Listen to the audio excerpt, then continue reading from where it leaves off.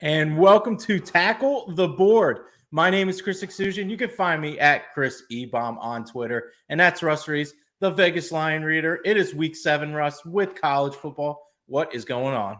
Not much, man. I had a nice start, nice 2-0. I was like, oh, I'm getting back right here. And then Sunday, I had 2 games that I liked. The Browns, they totally threw up a dud in that game. I couldn't believe it. And then the Dolphins would have put me 3-1, but down 6, they're moving down the field, get down to the 30. Waddle ends up fumbling the ball. He was flipping out after that happened. But just one of those.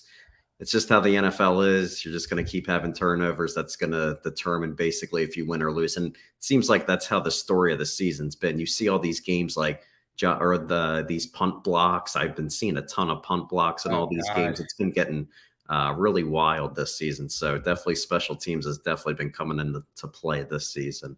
But you had a nice week. I saw college football. You had a nice little weekend, right? Yeah, absolutely, man. Red hot college football. I didn't go over it much this last week because I was still doing a lot of work with it, but 5-1 college football, double dipping with the North Texas game, first half and the game. The only thing I lost was a small little play with, I believe it was Florida being a small favorite at home in the Swamp against LSU. Didn't really work out. Besides that, Bowling Green +7 outright. Iowa State plus 15.5, really absurd. Game was close. And Syracuse, been playing great all year at the Carrier Dome. Mm-hmm. We had a big injury on the other team there with their quarterback was not going to play. And Syracuse has been good defensively and offensively. They've been like the surprise of the ACC, remaining undefeated, Russ. I would never have thought this at all this season, but that's why they play the games, right?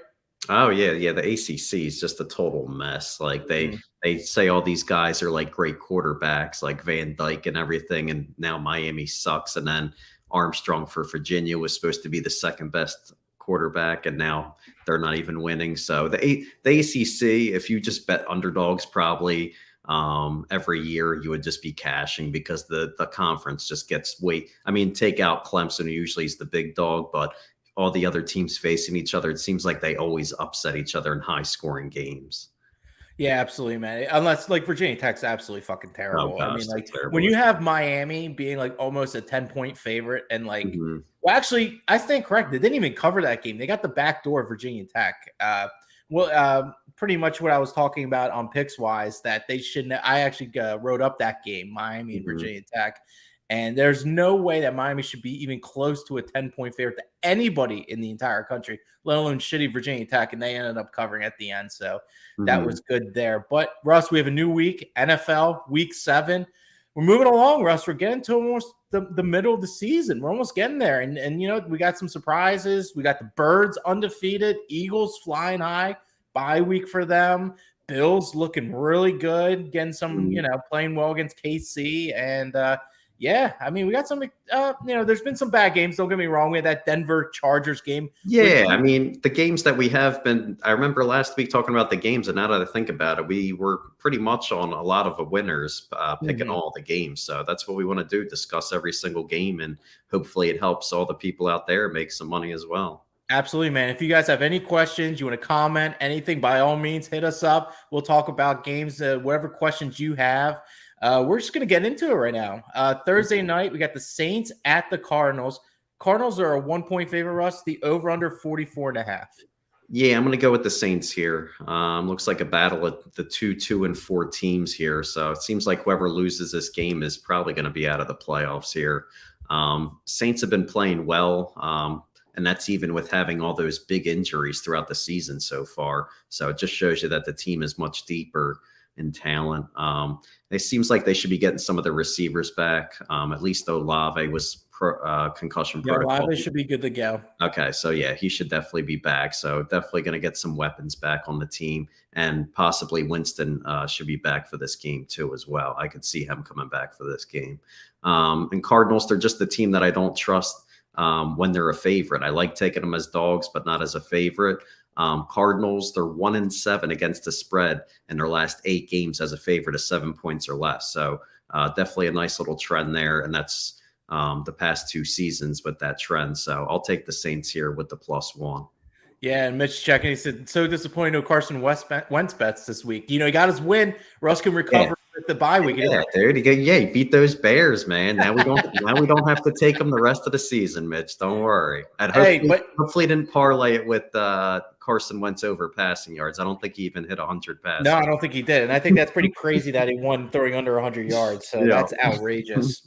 But you know what? There's a rule that, Russ, you told me about the Cardinals throughout the year. You don't play the Cardinals as a favorite. No. And now they're a slight little favorite. They're at home Thursday. It seems like a trap. I'm personally not going to play this game because I had enough of these Thursday night games, but I'm with you. I would lean with the Saints for the most part. Olave should be playing. I have him on my fantasy team. They said he's healthy, good to go. I got a report yesterday about him specifically, but over under 44.5. I really don't want to touch that for the most part, but this Arizona, I think Arizona has an injury on their offensive line as well. I know they just got Robbie Anderson in a trade, but that's going to be so quick. I don't think he's going to really be that much of an effect this week for the most part. But I think if you play anything, you just play Saints, and that's I didn't even hear about that. That's a weird pickup right there because actually Hopkins is going to be coming back this week too. So, but Hopkins is coming back this week? Yeah, it's his first game back, though. So if Lattimore's playing, then I'm not going to be worried if he's going to be matched up. Oh, yeah, this is what I was thinking about, too. No Hollywood Brown. Okay, so now that makes sense then. Because I was going to say, why the heck would they bring in Robbie Anderson? Because they're basically the same guy, little small guys that go deep. And Kyler Murray, small as it is, it's not going to be helpful. He's got to be thrown to these little receivers as well. Yeah, exactly. And just for the heck of it, for trend's sake, Saints are 4-1 their last 5 games following a straight up loss. So Saints, I think, is kind of just the play you have to go with. If you're going to play something, it should be the Saints. So we'll do that. But the next game, Giants, they stay a dog. Yeah, exactly. As long as they stay a dog, right? So Giants at Jags. Jags are 3-point favorites. The over under us 42. Where are you going? Yeah, I'm actually going to go with the Jaguars here. Right, you know I love those Jaguars. You love the Jags, man. 2-4 Jags, you love them. Yeah. But this spot looks good here. We got the Jaguars are coming off 3 straight losses against the spread, and then we have the Giants who have actually won 3 straight against the spread and 2 straight impressive wins. The Ravens and the Packers, where we talked last week and said no freaking way that they're beating the Ravens. You know what I mean? So that was pretty crazy. Jaguars have had just 0 takeaways actually in the last 2 games. So that defense is fast. I can see them getting a turnovers in this game against Daniel Jones. And this team still doesn't have receivers. They've just been getting lucky squeaking by so far, these Giants. And now they're starting to get a lot of public perception out there on ESPN and everything. And I saw the Jaguars' next 3 games. They got Denver, Las Vegas, and Kansas City, the whole AFC West right there. So a tough little schedule coming up. I feel like this is probably their easiest of the games that they got to have.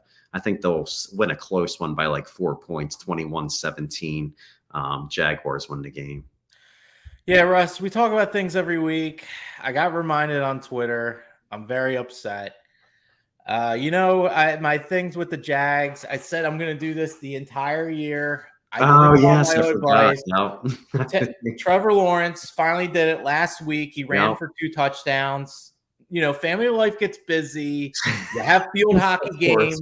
You have all this shit going on, and you forget to put it in the 1 week. Well, actually, last week I didn't put it in, but still, I didn't put it in this week. He hits his 2 rushing touchdowns. I start getting blown up by people that didn't even know that were watching the show. And they're like, hey. I actually thought of you right when I saw that. I was like, oh, I hope he got that in. Oh, God, I did not get it in. But you know what? The good part of it is that I know people are watching, more people than I imagined. So that if there's a saving grace, that's it. Yeah. So you guys have to listen to my advice because it does work. It's just you got to be in there for the long haul. Unlike me. Do you know what the odds were? Or I didn't even look, but I bet you it was probably at least 30 or 40 to 1. Probably. It's got to be. Yeah, it's got to be way up there. I think his lowest was against.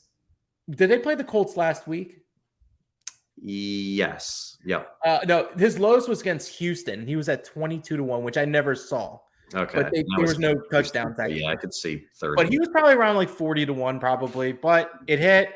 I hope you guys played. I wish I would have. Somebody out there, right? Hopefully someone played my advice that actually hits. But I like the under here, Russ. I think you have a good idea at that 21-17 kind of game. I think that kind of fits what we're looking into. I'm not big on the Jags, but I think that's a good point you bring up. 3 times not covering as a team that's covering 3 times. It's just like a revert, it's like it, and then the public is all betting the Giants. It's like 80%. It's like crazy. I noticed something. Sometimes I scroll through, Chris, like NFL.com and stuff, looking at the power rankings. So right now they have the Giants in like the top 10 and the Jaguars are like 20 something. So you got the 20 something ranked because this is like the public perception, whatever. Yeah, of course. We talk about this. Yeah. So a huge, they think one team's like a lower tier and one team's actually the top tier. Right. And giving 3 points to them. So definitely a good spot for the Giants. It's a great fade the public spot, even though I'm not big on them, but yeah. The Giants somehow, they were losing that whole game last week to the Ravens. Lamar just fumbled the big ball at the end of the game, and it just flipped the script right there. But I'll give the Giants credit, but still, they're a team that it just don't impress you, Once they start, if they ever become favorites, I'm definitely going to be fading them all day. Yeah, so there's a stat. I was checking stats over here, but ads coming up. Let me bring something up real quick. So I'm looking at pretty much what the Giants are doing as a team in general. Let me get their thing up here. With the wide receivers, I had it up a second ago. I believe they don't have a wide receiver that has 200 yards on the season. So let me just see right now. Yeah, their highest wide receiver, Richie James, he has 189 yards. Yeah, and so, he had like one good game. It's been like Wendell Robinson and Slayton, who did nothing last week. It's so like the second best wide receiver is Saquon Barkley, and who's third? Sterling Shepard, and he only played 3 games. So he's done exactly. He's done. It's just so. I mean, a team that hasn't really done a lot. It has done way overachieved based on their talent. I like that spot too. I have to go with the Jags with you there, but I also like the under as well because I think it's going to be a pretty hard fought game. Definitely. So I think the 21-17 is like dead on, honestly. So I think it's a good little spot there. Next game, Green Bay at. Oh wait, Green Bay's playing the Washington Commanders, right? What's going on? Yeah. You got that. Yeah, no, but he said no Carson Wentz bets this week. He's out. He's hurt. Oh, he's hurt. I thought they were on a bye this week. We couldn't have that last week. I would have bet my whole life on it. Heineke? Oh, we talked about that. I would have bet the house on that. I know. But now he's coming back this week, of course. So Heineke's going to play this week? Yeah. Okay. I like it. Packers at Commanders, plus 5.5 Commanders at home, over under us 41.5. Where are you going? I'm going to go with the Packers here. I'm sorry, the Packers over in their team points, over 23 points. Should be set around on this. Yeah. Green Bay's coming off a terrible performance, only scoring 10 points. Basically, their lowest rushing yards on the whole season. What do we got here? We went down. He went down in a blaze of glory for Russ. That was for Russ over there. All you got to do is you hedge your bet on Carson Wentz 3 straight games, man. Then you got to hit one of them. Up. There you go. Yeah, he died on the sword for you. It's pretty amazing. But back into this, basically. They're going to get the run game going here. The Commanders looks like they're 25th in the NFL in rushing yards allowed. The Packers are only averaging 17.8 points per game on offense right now. And then they have the Bills the following week. So I just feel like this is a spot where this offense has to at least put up 20-some points. I could see them scoring over 24 easily in this game, especially Heineke. He likes to sling a little bit. He'd throw some interceptions. So I think the Packers defense could get something there too as well. Get Rodgers some good field position. They can't play any worse than they played last week, Chris, the Packers. Well, they've been on a nice little run of bad football against the Giants, against the Jets. I mean, it is just pretty much Aaron Rodgers. He's just like pretty much like saying, I'm leaving. Am I done with the NFL at this point? That's what it almost looks like. It's really bad. And I mean, honestly, I'm looking at what Green Bay's defense has done this year. They've played bad teams, but they still put up good numbers. They're number 1 in passing yards allowed in the NFL, and they're 5th in total yards allowed. I like the under here, 41.5. I think this is a good statement game for them. I think Green Bay, like you said, can put up points, but I like the under more here. So I'm all over the under 41.5. Nice. Next game we got is Detroit at Dallas. Dallas is laying 7 points. The over-under us, 48.5. That's a weird line.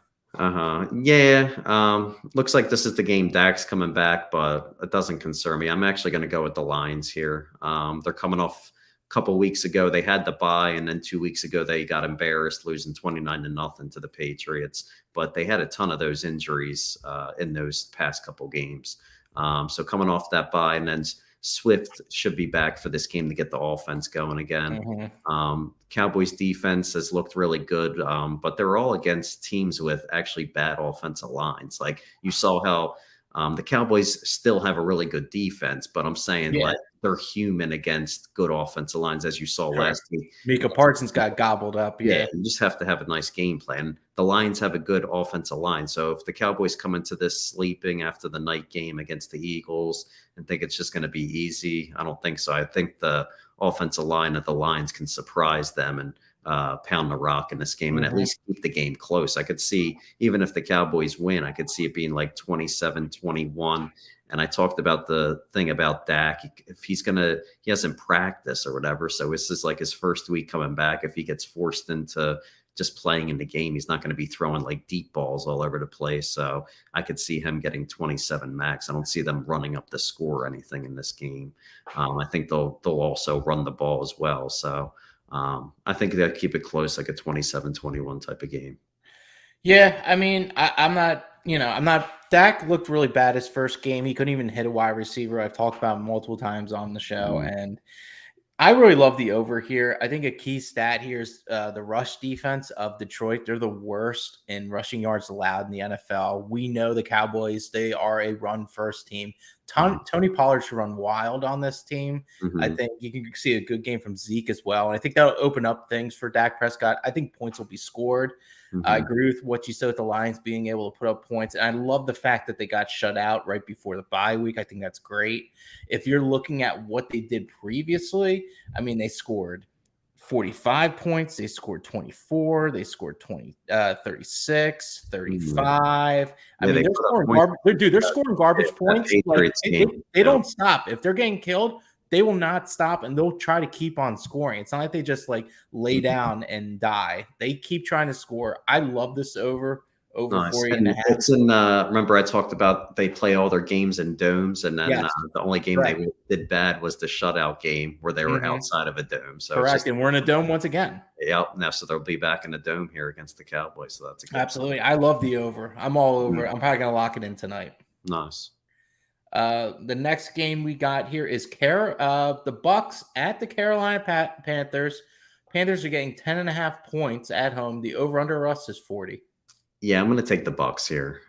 Great spot here for the Bucs offense. Finally get going against the Panthers, who were, I talked about last week, they're 29th in the NFL in sacks per game. They just don't get pressure on the quarterback.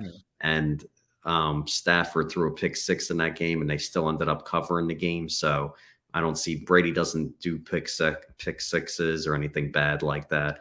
I can see him getting going here against a terrible team like the Panthers. I'll take the Bucs here. They were embarrassed last week against that Steelers game. Who knows if Brady was staying up too late at the wedding last weekend at Kraft. the Kraft wedding.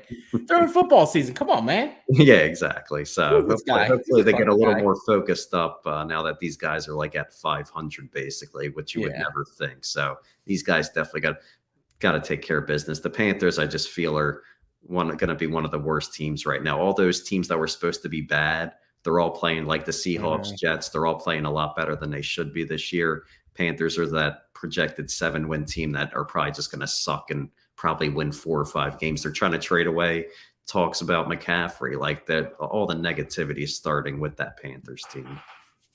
Russ, I'm gonna pull a trick out of your book over here. I'm taking the team total under on the Panthers, under 13.5, minus 105. This team might not 13.5. Holy shit. 13.5. I'm telling you, this defense will be so pissed after the Steelers game. They're not going to be able to score. The only way they're going to do this is if they score 5 field goals. I don't know if they're going to score a touchdown, honestly. I would say that's probably a smart play because, I mean, I think that the Bucs will come back on offense, but who knows, man? All these teams are struggling on like Brady, Rodgers. It's crazy. None of these teams can score points. So rely on the defense at least to rely on them more. This defense with PJ Walker, like, what is he going to really do out there? He's like throwing ball. Dude, I was watching that Rams game because I had them in Survivor, and they were showing a good amount on the red zone. Dude, he was throwing some really bad balls. Like it was, dude, it was really bad. And this defense of Tampa Bay is outstanding. And 13.5, I don't care. They're not going to even score probably 10 points. So give me the team total under 13.5. Yeah, because even if the Panthers say they scored like 17, then there's no way that the Bucs are covering the game. So you're just better off just taking the under on the Panthers points. Yeah, that's all. And I'm getting minus 105. So I got the decreased juice on my side. Oh, yeah. And I would really avoid, like, you're probably guys like want to look for those team totals. That's why we say, because if you look at the double-digit favorites this season, they're literally like hitting 33% this season. Like, it's really bad this year. Dogs are hitting at a very high clip this season. Absolutely. So the next game we're going to get into is the Cleveland Browns at the Baltimore Ravens. Ravens are a 6.5-point favorite, Russ. The over-under 45.5. Yeah, I'm actually going to go with the Browns here. Both of these teams coming off some bad losses, but usually this is usually a type of game I'll avoid just because they both have some negativity. But just to pick a side, I would probably just pick the Browns, just because I was surprised with the Ravens. Like, I was looking at their competition, and they've been facing some pretty weak offenses, and they're 25th in the NFL in defensive yards allowed. I thought that was pretty nuts. I don't know if that has to do with that Dolphins game where they put up a bunch of yards in that game, but they have not looked good. I mean, they still let the Giants still somehow put up some points last week. So until the Ravens, the Ravens, I just feel like they have Lamar, but it's like the team just doesn't impress me. Like they don't have a real running back. They're just throwing like Drake back there and stuff. Like, it's just like not the elite team I was picturing before the season started. And the defense hasn't really like gotten pressure or impressed me at all. So the division game, I just see it somehow getting close somehow, like a 23-20. The Ravens win, but like a close game. Yeah, I mean, it's a crazy kind of stat that I'm looking at right now. Cleveland's offensive total yards per game is fourth in the NFL with 385 yards. That's pretty crazy. And it's because they're the number one rushing team in the NFL. They've been able to run the ball really well, which is great. And they've been scoring a lot, which is nuts. And the fact that they're scoring a lot and Baltimore scoring a lot, and you're looking at like a 45.5. This is going to be a really hard-fought game. You got a team that's 3-3, and the Ravens has a real opportunity to really, take advantage of this AFC North that really sucks, get a winning record, put themselves in the driver's seat. They're going to run the ball a lot, dink and dunk plays with Andrews and everything. I like the under here. It's kind of weird. Just like looking at the board this week, I'm more of on like the total side with a lot of things. I think this is a good totals week. And I'm not usually like this a lot, but I like the under 45.5. I think it looks these games are pretty tough. You got like a lot of teams that both coming off the bad losses facing each other. And then this week there was a ton of upsets. So you just got all these teams pissed off from all these bad losses facing each other. Absolutely. You're right about that. Yeah. And it's just like, I think this is going to be this is a tough division game. I think 45.5 looks way too easy based on the points these teams have been scoring. And you kind of have to look at where they've been scoring these points. I think it's kind of almost fool's gold to some extent with like the Ravens and things of that nature. I'm going the under here. I like 45.5. I think the run game's going to really run the clock out, if you will. And I think we're going to hit that under. I think it's, I don't know if it's going to go any higher. I might just wait because I think we might get a little more value, but if it keeps going down, like I definitely like it makes me even that more confident. Yeah, I like the under there because both teams used to be very explosive, like Lamar's offense, but the team just does not. We got no Deshaun Watson, right? He's still out. Yeah, exactly. Yeah, they're because Brissett. I just want to make sure. Brissett basically has been losing the past 2 games. He's been playing terrible, so they're going to try to limit his mistakes in this game. So that's why I would side with you also on that under side. Yeah, I like that under, but I'm going to wait because I might get a little more value with that. I don't think we should necessarily punch that ticket yet. There's a couple of them I'm looking at that I think they're good to kind of punch the ticket with, like that Detroit over. I think that might go up a little bit. Yeah, but always over as you want to get in right away, especially in a dome. No one ever takes an under in a dome, too. So everyone's like a dome game. They go crazy with it. All right, next game. All right, Atlanta Falcons, undefeated in betting spread this year, going to Cincinnati. Cincinnati's -6. The over-under us is 47.5. I tried to attack them with their perfect record. I lost. What are we doing here? Yeah, they've been just getting lucky with the schedule. With that 49ers game. I mean, I didn't bet it, but just that 49ers game, that spread just dropped huge because they had so many defensive injuries. But we'll jump into this here. I actually like the Bengals here. Sure, why not? Yeah, exactly right. The Bengals are actually on like a ATS streak too as well, but I think it's only like 3 games or something. Yeah. But I got 3 teams, yeah. Yeah. So the Falcons, they're a team that they don't play well on the road. I was looking at their games. I mean, like Mariota only had like 13, 14 completions in like all 3 of the road games, like average in those games. They had a 21-point deficit in one of the road games to the Bucks, and then they had a 25-point deficit to the Rams in the other game. So Mariota's just been using his legs, being the underdog, coming back in these crazy games. It's early in the season. This stuff is not going to hold up, Chris, later in the season here. You would think eventually. Yeah, exactly. Yeah, things are going to start even. Eventually. But if you look into the Falcons, they're 27th in the NFL in yards allowed a game. Like your luck is going to run out. And I talk about Burrow. He's just an average quarterback against average to good defenses. He finally gets his opportunity to take advantage of a bad defense. I feel like this is a game where Burrow is going to get to like 28 points, and I think the defense will show up. Falcons used to playing indoors, coming outside here in Cincinnati. I could see like a 28-17 type of game here. Mixon should run wild on this team. The rushing yards that they give up, they're 21st in the NFL, Cincinnati, in rushing yards allowed, 121 rushing yards. Mixon should have an incredible day. Luckily, I have him on my fantasy team. He should do fantastic. I think that'll be good. Yeah, I mean, you're looking at also on top of this that the actually, if you're looking, Atlanta has the worst pass defense in the NFL also. Yeah. So they're 8th, so they should be slinging it as well. I was looking at the reverse. I apologize. I'm sure both will get going. If they're passing, they're going to be running.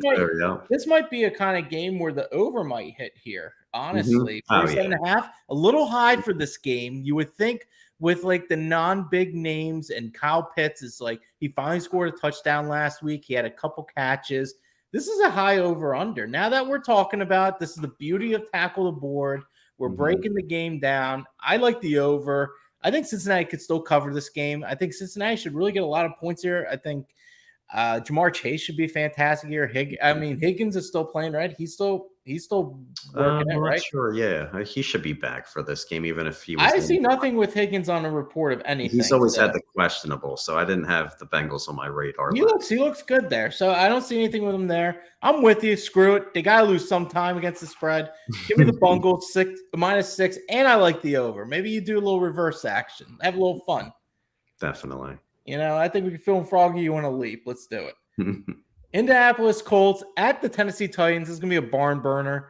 Titans -2.5. The over-under us 43.5. Where the hell are we going with this game? Where the hell? You already know where I'm going with this. I got the Colts here. Yes, thank you. Basically a revenge game for the Colts. They lost to the Titans earlier in the season. The Titans in that game, they went up early in that game and actually didn't score a point in the whole second half. So who knows if the Colts figured them out there in the second half or just came out sleeping to start the game. Titans are actually 28th in the NFL in defensive yards allowed. So definitely a team that you just don't want to trust as a favorite. Colts also showed signs of life last week where they put up definitely good. So hopefully this team wakes up and at least can just start putting up 20-some points in a game. So I can still see a little bit of a close game, but they pulled off 24-20 type of game. Yeah, Matty Ice coming through. He said, screw that field goal. He said, I'm throwing a touchdown to corner end zone. Screw you, Jags. 2-4. Get out of here. 389 yards, 3 TDs, no picks, no problem. I'm with you. I want to see if you're going to bite, if you're going to take the bait. You didn't. It is the Colts. You take them. You can maybe get 3.5, and then the public's banged the Titans like crazy. Like this is absurd. They're still getting respect. It's because they pulled off that Commanders game, so they're still getting that public action. So now this is when you pounce, Chris, on the Colts. And oh man, I'll tell you what, the passing defense is the worst in the NFL for the Titans, like you said. The offense has been one of the worst in the NFL, along with the passing game. Tannehill hasn't done anything. They're gonna have to play Malik Willis at some point, I think, just to see what the hell he's about. I mean, this is not bad at all. And we're getting alternate line time. You damn straight getting alternate line time. I didn't think Mitch would want it since he's a Titans fan, man. I thought he would be against it, man. We go minus 6. We go minus 6 with the Colts. Yeah. We go minus 6 with the Colts. We get that touchdown victory. I think the Colts, Frank Reich, get the offense rolling. You're going to start that little genius of Frank Reich with the offensive scheme.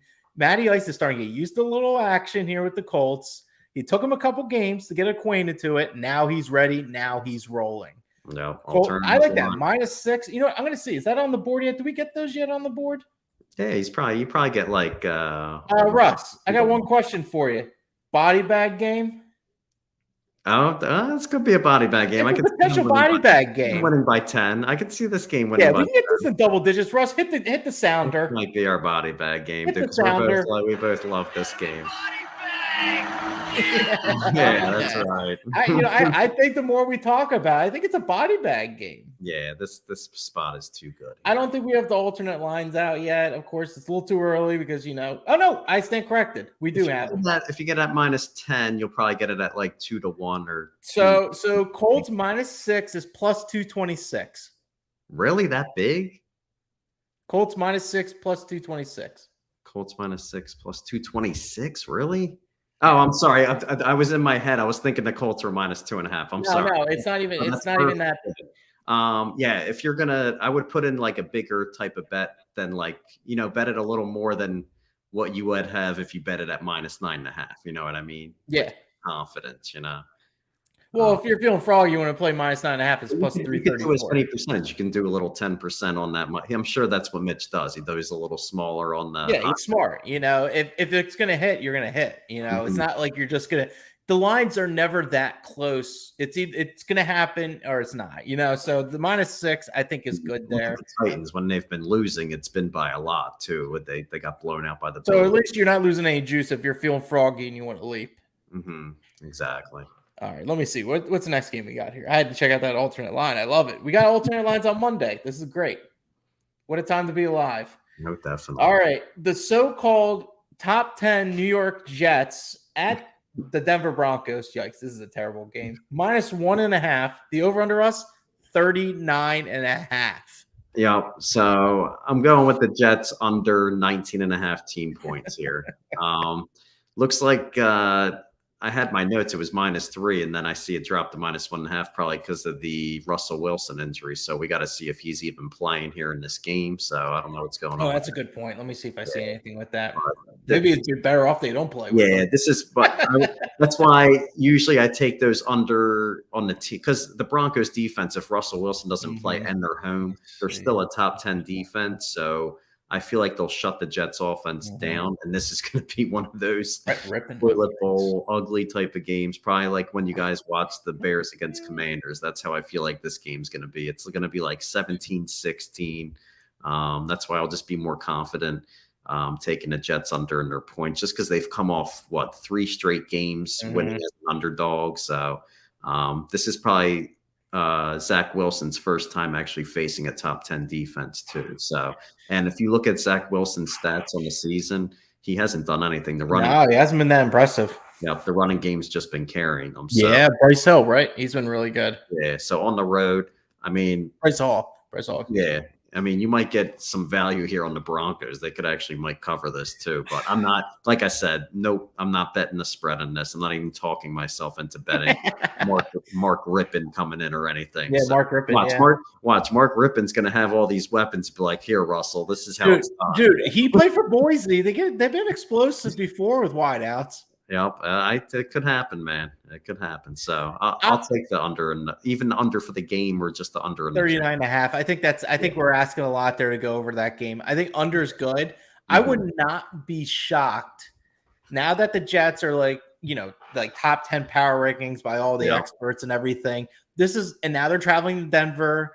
And let's see what the why don't we have the betting percentages, because the whole Russell Wilson I'm hoping. I think the public's on like the Jets here. They have to. Why would you? Who would be betting the Broncos right now? I know everyone. You've seen them on primetime every night suck and not score. They've been scoring under 20 points every game. Mm-hmm. I'm hoping that the Jets lose this game because I know they got the Patriots next week, and I feel like it's a great underdog spot. Oh, yeah. We're looking ahead. I dig it. Yeah, I hope they throw a great look ahead spot, Russ. Yeah. Traveling to Denver, get out of Dodge. We got the Patriots next week. Emotional game. I love it, Russ. You're talking me into it. We're taking the Broncos -1.5. I don't care if I'm playing quarterback or you're playing quarterback. Russell Wilson stinks. It doesn't even matter. There might be a QB competition over there too. Yeah, you know what? Quarterbacks have been covering a lot this season. They have, and you know what? He can maybe sling it a little bit. Like, I'm not surprised if he has like a nice little game, and the Jets are like, oh my gosh, what happened? We just lost this back. We've been playing so we beat Aaron Rodgers. Now we lose the Rippin. Like, what is going on? This is the NFL, Russ. Mm-hmm. I mean, look at the Broncos defense. They're legit. They shut the Herbert didn't even have a passing touchdown last week, so they're doing their part. It's just the team just put up some points, at least in the 20s. These guys would be literally 5-1 probably. Dude, and on top of that, they're even a favorite without maybe even Russell Wilson playing. Like, this is pretty fishy. If there's a fishy line, this is it. You know what? I haven't really bet the Broncos all week. Actually, no, I'm sorry. I took them in Survivor 1 week because I knew they were going to win. I forget which week that was. I already took care of them that week. But the Jets projected to win like 5.5 games this year, and they would have to win 4 in a row here. Like, it's just kind of nuts. Then this is what we talk about with season totals. Like, their season totals was 5.5. Like, you think you're just gonna hit 5 like right now? Like, no, it's not happening. Give me Denver -1.5. I don't care who plays. They got the blocked punt last week too. They were one of the teams that got that. Yeah, well, that's why I was talking about like just bullshit in the beginning, and like that punt that happened during overtime. I'm like, this is great. Like, we're getting the ball. Chargers are gonna lose, and then all of a sudden the guy gets blocked and it gets pushed into him, and then the ball hits him, and they end up getting a field goal. Russ, I could have knocked so many people out of that Survivor with the Chargers. So angry. Worst, yeah. Absolutely terrible. I'm taking the Broncos. I love it. Broncos. Book it. Let's ride.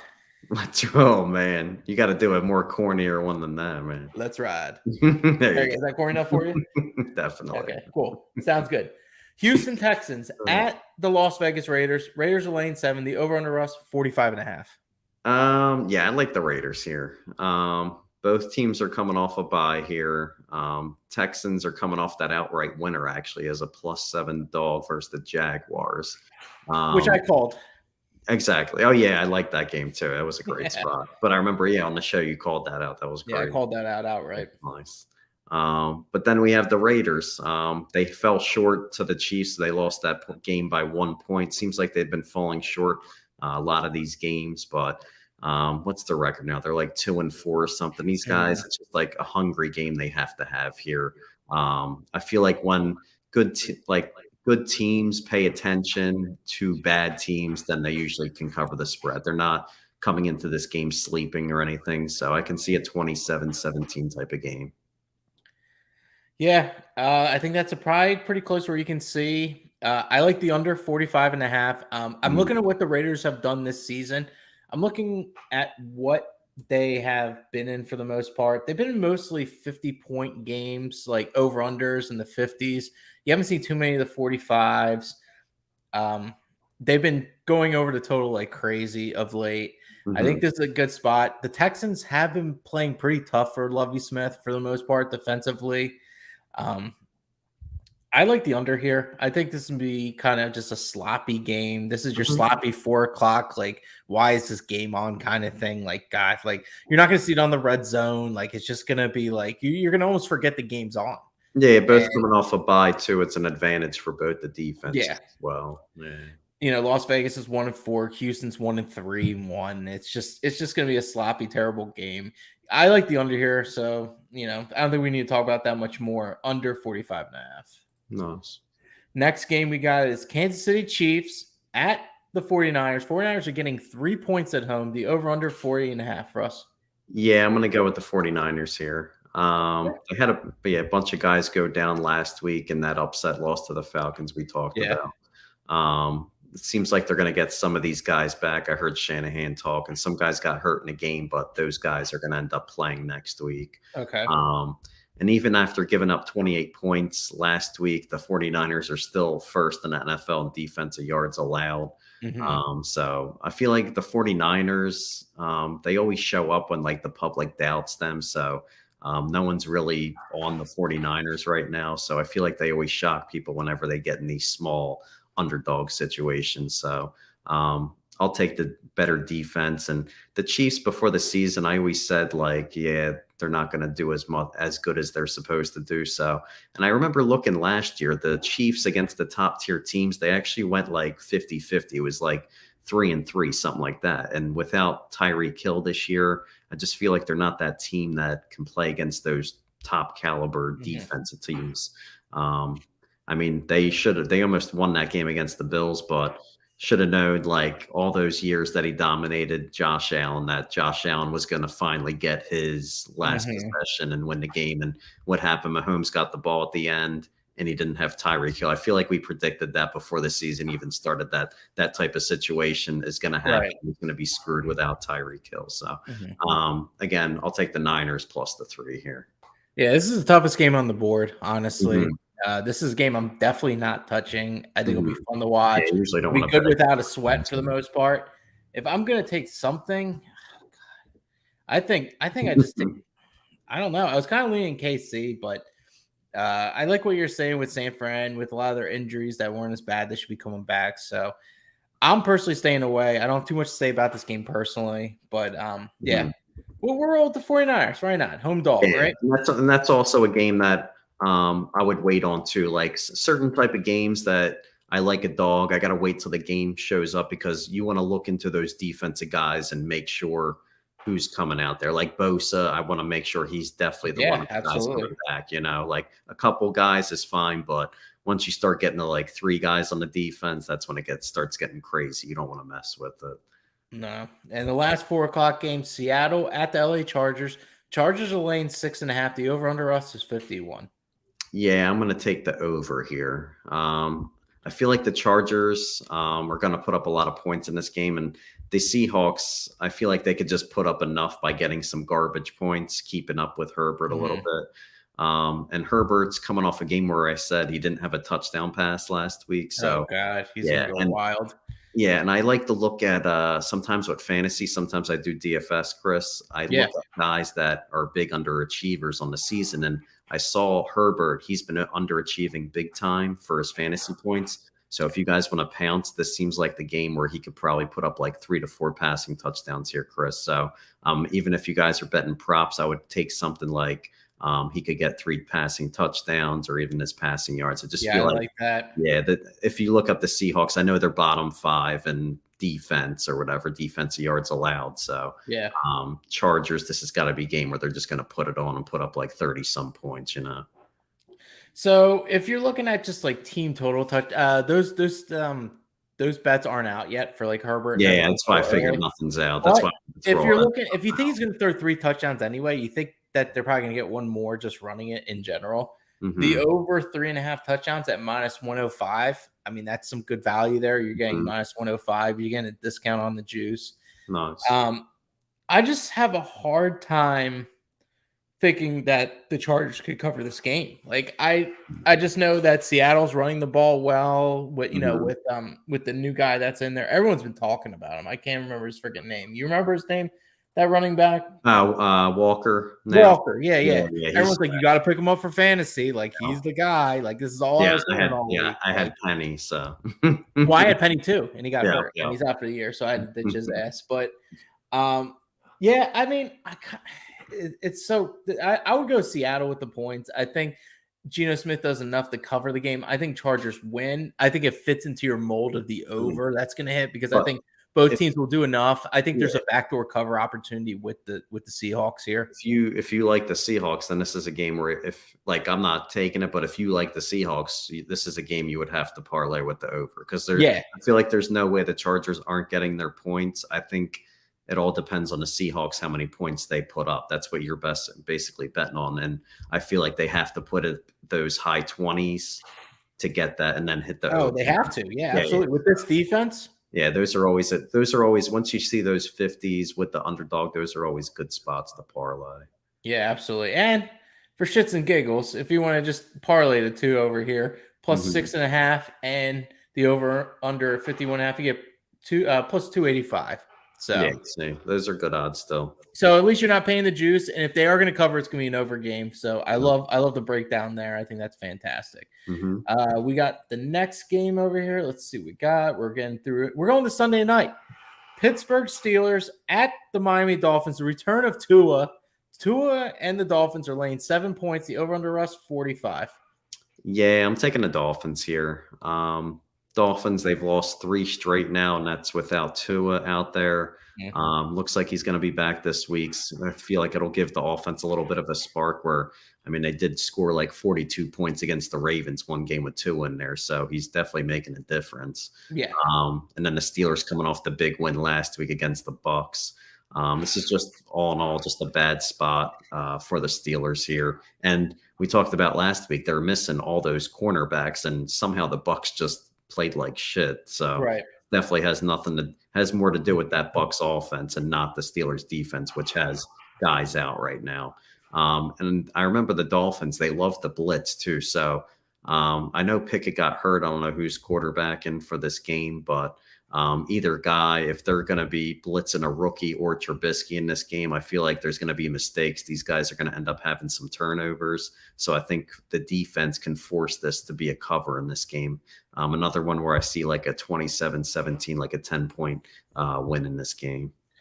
Yeah, Pittsburgh coming off a big emotional win at home, pretty much like a Super Bowl game for them. Now they're playing on prime time, smelling themselves, sniffing themselves a little bit, feeling themselves. They're like, oh, we're great. Everything, nothing go wrong. Throw whoever quarterback in. But what's funny? I was talking, I talked about it before with you. So I'm getting my Achilles, training, my physical therapy and everything. I'm talking to my trainer, we're always talking football stuff. He's always picking my brain with like plays, picks, this and that, because he's a betting guy too. So great subscriber, thanks for tuning in. I appreciate it. He was talking about the offense is made for this left-handed quarterback. And when he talked about it, I was like, it kind of makes sense. Everything has been made because Tua's a lefty, and now you got all these righties out there with Skylar Thompson and Teddy Bridgewater. The offense and the schemes all change. Everything's been made. This offense has been made for Tua.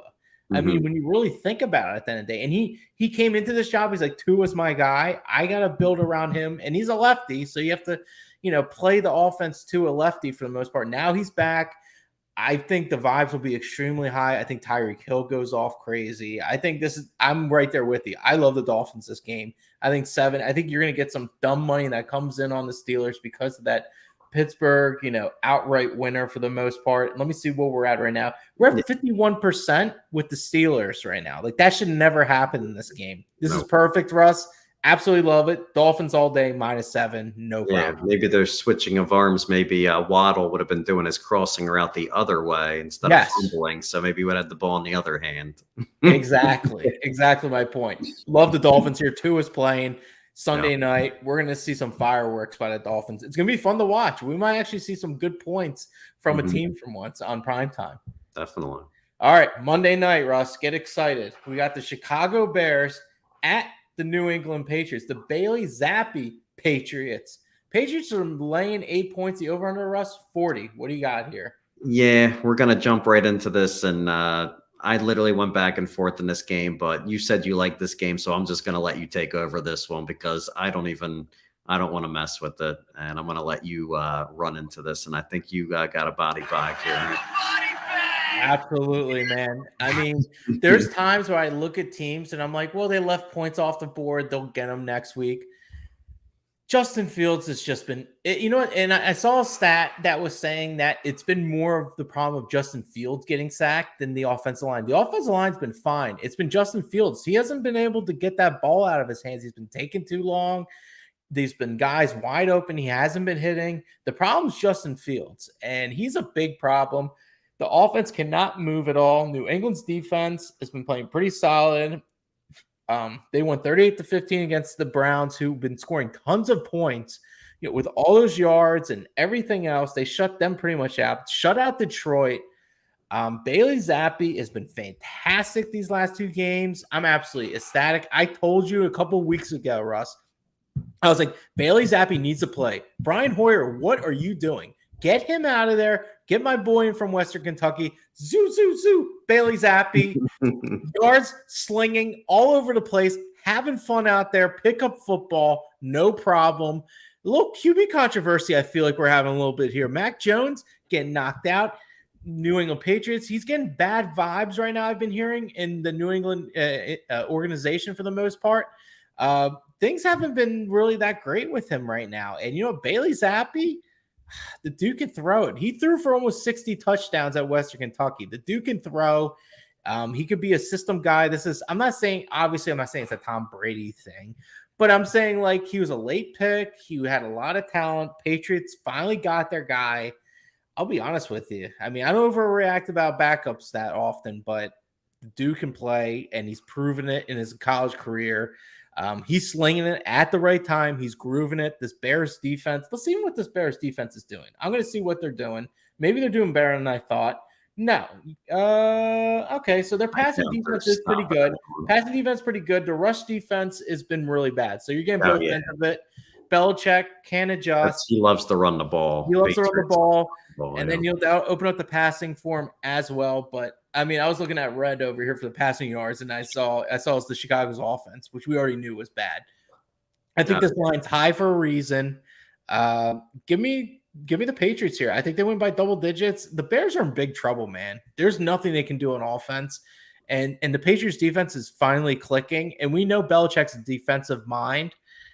He's gonna have a field day against Fields, if you will. It's a play on words I didn't even expect to say, but this is a game where he loves to coach up against another team where a guy just has no clue back there. So give me the Patriots. Body bag game, double-digit victory. It's going to be boring. We'll turn off at halftime. We'll enjoy ourselves, and we'll be moving on. As long as they cover, right? Absolutely. No problem. And that'll do it for the NFL card, man. I'm feeling pretty good about it. I did a lot of over-unders that I felt like were, I felt like it was more an over-under kind of week for me personally. So I think that'll do it for the most part for the NFL. Yeah. So, you got 2 games that you like for college football. The first game's going to be Houston versus Navy, and you like the over in this game. What's that set at? That is currently, let me see. Let me get the official line right now. So we're on top of things because, we want to make sure we get the right lines over here. Some people don't think that we have the right lines once in a while. So let's see where we got Navy. All right, we're going to bring it up right now. The over-under, Russ, is 51 right now. Okay. All right, Russ. So Houston is coming to Maryland, Annapolis. There's problems on both sides on the defense. All right. Navy ranks 111th in the entire country in passing yards allowed. Houston ranks 112th in that category as well. Their quarterback, Navy, I wish I could pronounce his name a little bit better, but it's a Hawaiian guy for the most part. Always, he is personally 4-1 right now. He's 4-1, 4 touchdowns, 1 interception. Hasn't been asked to do a whole lot passing wise, but I think the run game has been, the run game's been fantastic for them. They're 5th in the entire country in rushing yards allowed. If you're looking at what else they could do, the Midshipmen, they ran for 12 touchdowns this season, over 1,500 yards.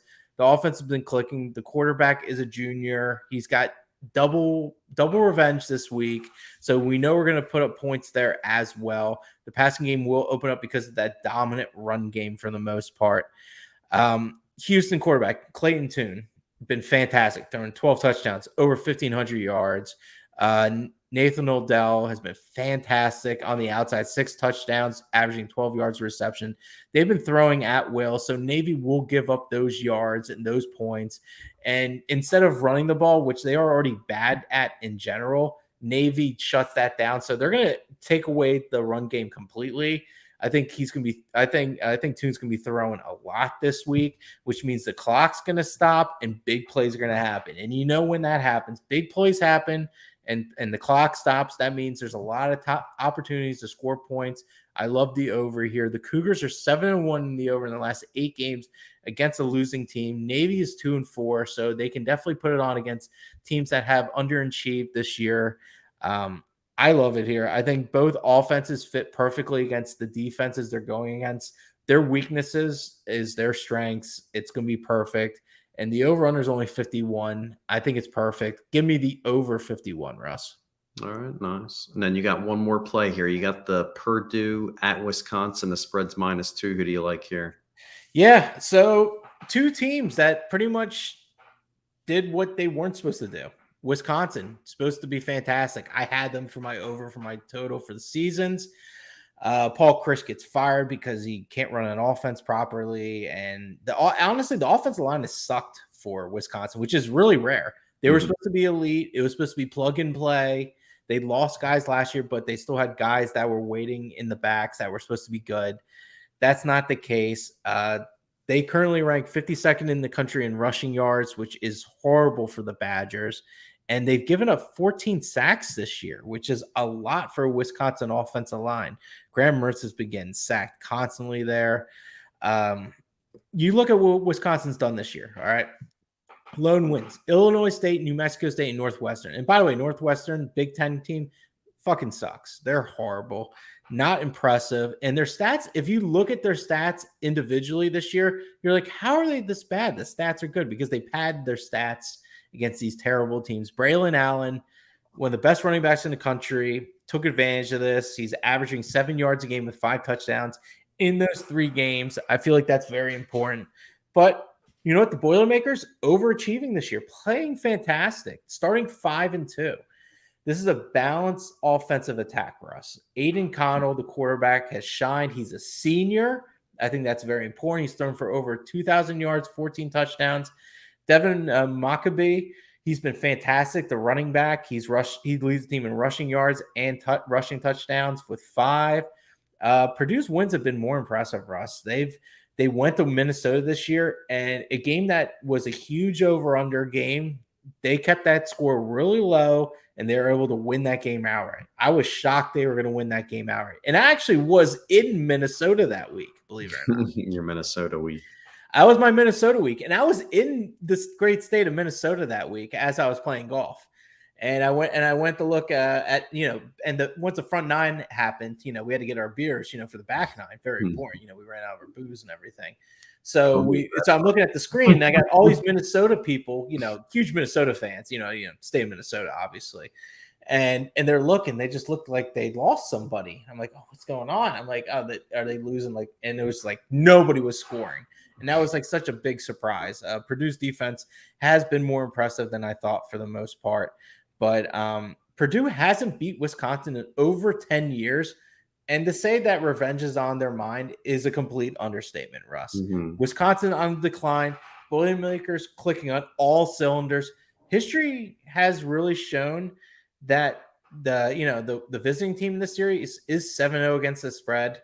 And I think Purdue still keeps this game close. This is always a close game. Give me Purdue with the points here. It's a low spread. I honestly think they win outright, but I like the Boilermakers here. I think they take care of business because they win this game. They're really in control of the I believe the West Division that they're in right now. But they win this game. It's like they're almost on their way. It's them in Illinois. And then whoever wins that game is going to be in the Big Ten championship, which is outrageous to even think about. So yeah, I like Aiden O'Connell anyway. They played that Syracuse game they played was actually a lot closer than it was. They came down to the end, and Syracuse just came up with some big plays at the end of the game. So Purdue actually Purdue ended up losing that game by 3 points. So O'Connell, he throws a lot, man. He gets a lot of passing attempts. They're really wearing his arm out for senior year. Yeah, over 40 passes in 4 straight games right there. So that's pretty crazy. Yeah, but I'll do it, man. There's a couple of college plays. I had to throw them out there because I was so hot last week. If you follow me at Chris Ebom on Twitter or you're on BetStamp, I'm on there as well. That's where my plays go right in there. You get the notifications. Everything's right there. Everything documented. If you ever want to check my record, you can download the app and see my record. It's all there. You see the ROI, all that good stuff. So I had to give you a couple college plays I got going on here. And, of course, the NFL. We've been great in NFL, Russ, so we're going to keep it going. But that will do it I am Chris Exusion. You can find me at Chris Ebom on Twitter. That's Russ Reese, Vegas line reader. Let's get this another great week going on here, Russ. I feel it. We broke these games down beautifully, and it's gonna be a profitable week. I can feel it. Yep. Yeah. And appreciate everyone that watched and dropped their comments in here. And again, don't hesitate to ask us any questions if you guys have any questions about the games this week, because things change throughout the week. So if you guys want to ask us the things with injuries, things like that, we can give you guys advice on that, or if anything comes up later that we actually like in the games too, Chris. But again, guys, subscribe. All you got to do is just hit the like button, hit subscribe. And we're going to keep doing this every week, giving you guys good info on how to win on these games. So feeling good right now. The Phillies are up 2-0. And oh, shit. Here we go. Exactly. Only giving out good news, man. So looks like let's close that bad boy out, and let's have a good weekend. All right, man. Let's go make that money. Let's go.